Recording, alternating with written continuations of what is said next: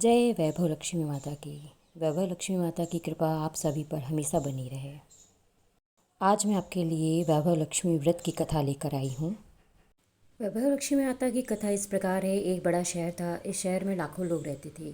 पहले के ज़माने में लोग साथ साथ रहते थे और एक दूसरे के काम आते थे। पर नए ज़माने के लोगों का स्वरूप ही अलग सा है। सब अपने काम में रत रहते हैं, किसी को किसी की परवाह नहीं रहती। घर के सदस्यों को भी एक दूसरे की परवाह नहीं होती। भजन कीर्तन, भक्ति भाव, दया माया, परोपकार जैसे संस्कार कम हो गए हैं। शहर में बुराइयां बढ़ गई थीं। शराब, जुआ, रेस, व्यभिचार, चोरी डकैती वगैरह बहुत से गुनाह शहर में होते थे। कहावत है कि हजारों निराशा में एक अमर आशा छिपी हुई होती है। इसी तरह इतनी सारी बुराइयों के बावजूद शहर में कुछ अच्छे लोग भी रहते थे। ऐसे अच्छे लोगों में शीला और उसके पति की गृहस्थी मानी जाती थी। शीला धार्मिक प्रवृत्ति की और संतोषी थी। उसका पति भी विवेकी और सुशील था। शीला और उसका पति ईमानदारी से जीते थे। वे किसी की बुराई न करते और प्रभु भजन में अच्छी तरह से समय व्यतीत कर रहे थे। उनकी गृहस्थी आदर्श गृहस्थी थी और शहर के लोग उनकी गृहस्थी की सराहना करते थे। शीला की गृहस्थी इसी तरह खुशी खुशी चल रही थी। पर कहा जाता है कि कर्म की गति अटल है। विधाता के लिखे लेख को कोई नहीं समझ सकता। इंसान का नसीब पल भर में राजा का रंक बना देता है और रंक को राजा।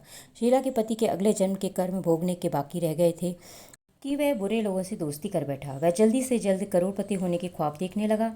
इसलिए वह गलत रास्ते पर भी चढ़ गया और करोड़पति की बजाय रोडपति बन गया।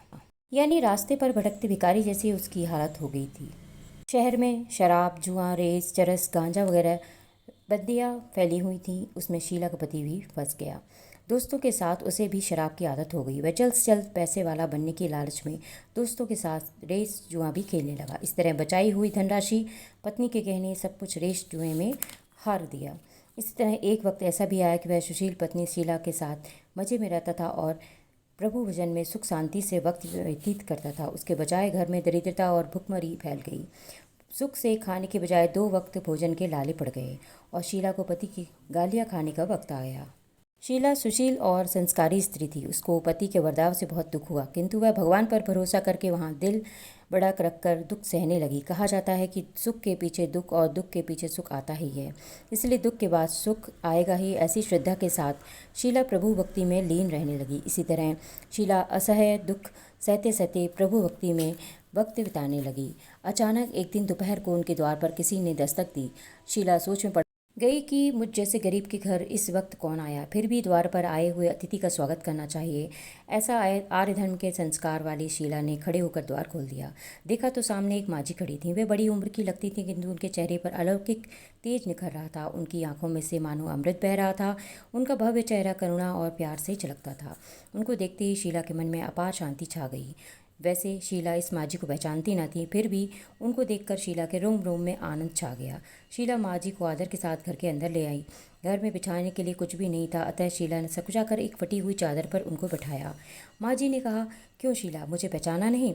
शीला ने सकुचा कर कहा, माँ, आपको देखते ही बड़ी खुशी हो रही है, पर बहुत शांति हो रही है। ऐसा लग रहा है कि बहुत दिनों के बाद जिसे ढूंढ रही थी वे आप ही हैं, पर मैं आपको पहचान नहीं सकती।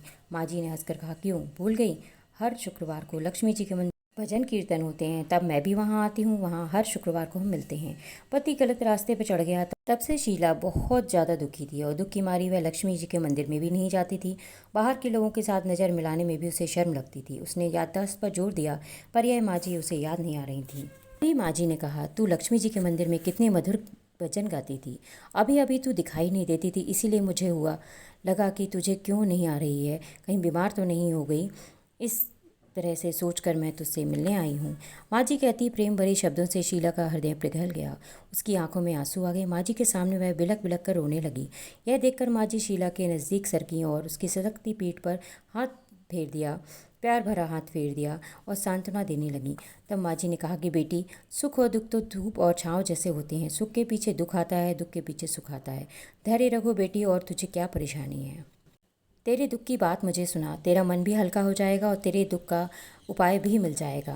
माँ जी की बात सुनकर शीला के मन को शांति मिली। उसने माँ जी को कहा, माँ, मेरी गृहस्थी में भरपूर सुख और खुशियाँ थी। मेरे पति भी सुशील थे। भगवान की कृपा से पैसे की बात में भी हमें संतोष था। हम शांति से गृहस्थी चलाते, ईश्वर भक्ति में अपना वक्त व्यतीत करते थे। यकायक हमारा भाग्य हमसे रूठ गया। मेरे पति को बुरी दोस्ती हो गई। बुरी दोस्ती की वजह से वे शराब, जुआ, रेस, चरस, गांजा जैसी खराब आदतों के शिकार हो गए, उन्होंने सब कुछ गंवा दिया और हम रास्ते के भिखारी जैसे बन गए। यह सुनकर माँ जी ने कहा, सुख के पीछे दुख और दुख के पीछे सुख ही आता है। ऐसा भी कहा जाता है कि कर्म की गति न्यारी होती है। हर इंसान को अपने कर्म भुगतने ही पड़ते हैं, इसलिए तू चिंता मत कर।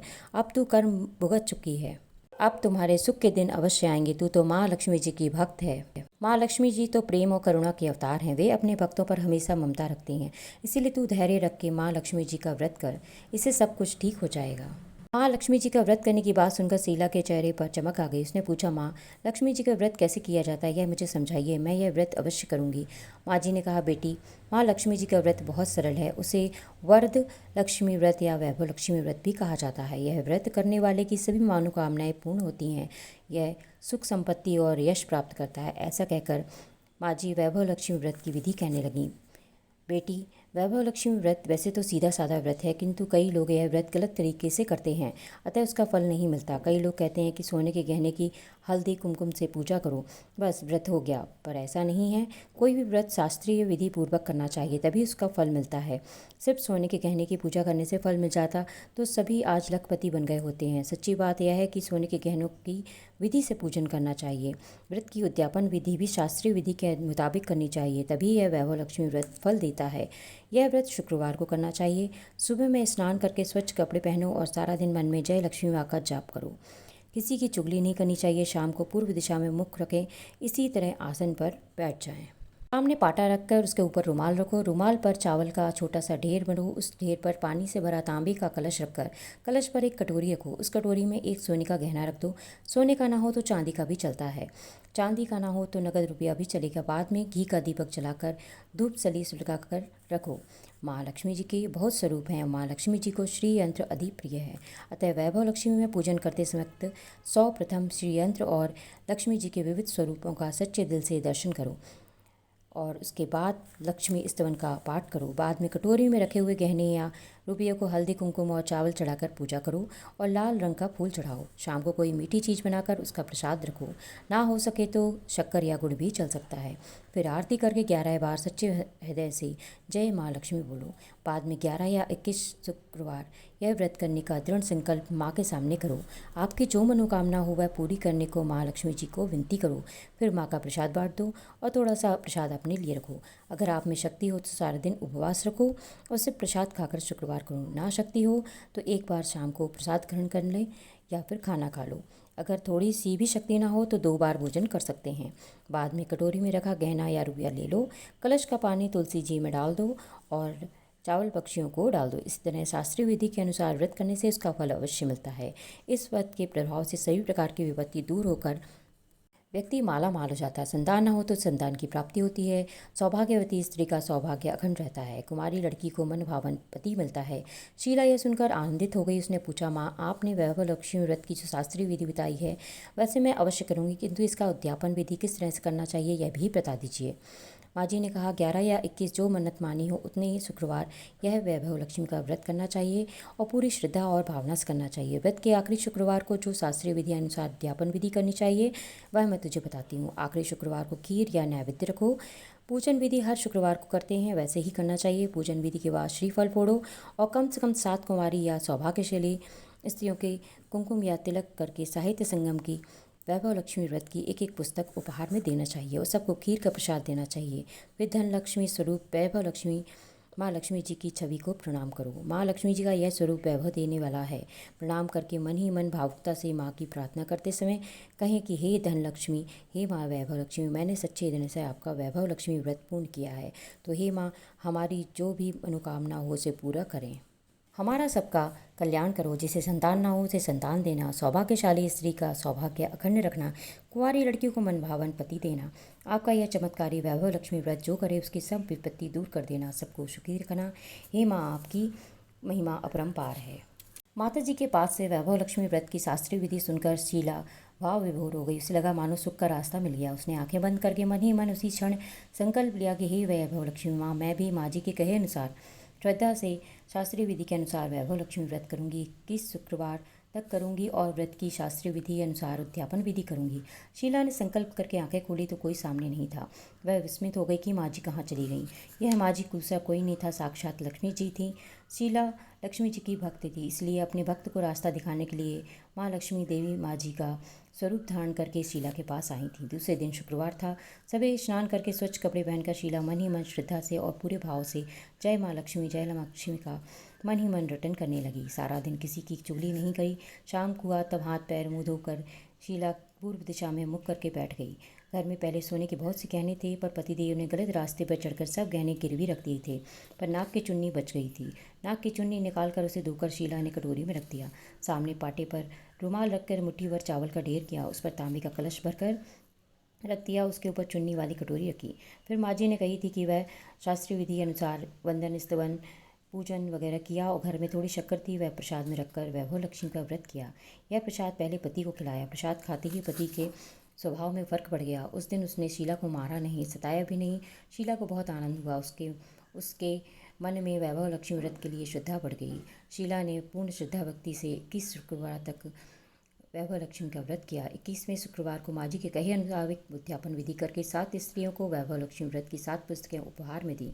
फिर माता जी के धन लक्ष्मी स्वरूप की छवि को वंदन करके भाव से मन ही मन प्रार्थना करने लगी। हे माँ धन लक्ष्मी, मैंने आपका वैभव लक्ष्मी व्रत करने की मन्नत मांगी थी, वह व्रत आज मेरा पूर्ण हो गया। हे माँ, मेरी हर विपत्ति दूर करो, हमारा सबका कल्याण करो। जिसे संतान ना हो उसे संतान देना, सौभाग्यशाली स्त्री का सौभाग्य अखंड रखना, कुंवारी लड़कियों को मनभावन पति देना। आपका यह चमत्कारी वैभव लक्ष्मी व्रत जो भी करे उनकी सब विपत्ति दूर करना, सबको सुखी रखना। हे माँ, आपकी महिमा अपरंपार है। ऐसा बोलकर लक्ष्मी जी के धन लक्ष्मी स्वरूप की छवि को प्रणाम किया। इसी तरह शास्त्रीय विधि अनुसार शीला ने श्रद्धा से व्रत किया और तुरंत ही उसको फल मिला। उसका पति गलत रास्ते पर चला गया था, वह अच्छा आदमी हो गया और कड़ी मेहनत करके व्यवसाय करने लगा। माँ लक्ष्मी जी के वैभव लक्ष्मी व्रत के प्रभाव से उसको ज़्यादा मुनाफा होने लगा और उसने तुरंत शीला के गिरवी रखे गहनों को छुड़ा लिया। घर में धन की बाढ़ सी आ गई। घर में पहले जैसी सुख शांति छा गई। वैभव लक्ष्मी व्रत का प्रभाव देखकर मोहल्ले की दूसरी स्त्रियां भी शास्त्रीय विधि अनुसार वैभव लक्ष्मी का व्रत करने लगीं। तो हे माँ धन लक्ष्मी, आप जैसे शीला पर प्रसन्न हुई, इस तरह आपका व्रत करने वाले सब पर प्रसन्न होना, सबको सुख शांति देना। जय धन लक्ष्मी माँ, जय वैभव लक्ष्मी माँ। अगर आप इस तरह की और भी व्रत और वचन से संबंधित कथाएं सुनना चाहते हैं तो कृपया मेरे चैनल को सब्सक्राइब करें और लाइक करें, शेयर करें, ज़्यादा से ज़्यादा शेयर करें। धन्यवाद।